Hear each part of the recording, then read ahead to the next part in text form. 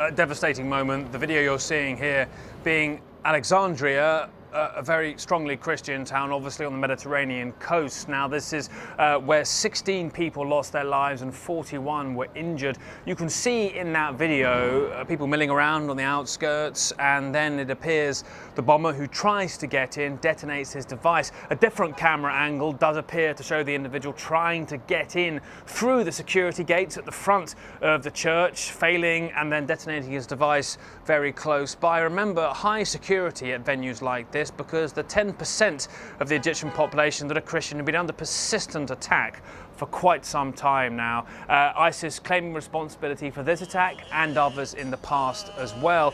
And of course, too, this was the lesser of the two blasts we're talking about. The other one at the St. George Church in Tanta, to the north of the capital in Egypt, Cairo. That is where 27 people lost their lives. The device apparently inside the church, and a full 78 people being injured. The point is, of course, today is Palm Sunday, when these churches were packed, celebrating the day in which Jesus rode into Jerusalem on the back of a donkey, a seminal moment in the Christian calendar, and obviously a time in which ISIS have made absolutely no bones about indiscriminately killing as many Christians as they possibly can, Fred.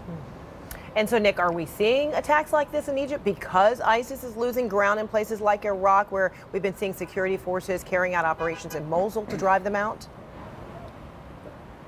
I don't think one necessarily depends upon the other. ISIS have had a presence in Sinai, in the eastern Egyptian desert, for some time. They've targeted Christians in Egypt for quite some time as well. But I think the broad problem perhaps has been for those fighting ISIS that when, quote, the brand or the warped ideology of ISIS begins to lose territory in Iraq and Syria, they may shift focus. If you consider them to have a broad central nervous system coordinating their acts of terror, they may shift focus to areas where they can operate more easily, or maybe those who can continue, quote, the ideological fight might choose to do so in areas where there's less preparation or full-on military resistance like they're experiencing in Iraq or Syria. So yes, they're losing ground in Libya, Iraq and Syria, but certainly in Afghanistan, and it seems after this attack possibly in Egypt, where they are facing a very persistent Egyptian military and security service response. Perhaps here is where they'll make their extra efforts.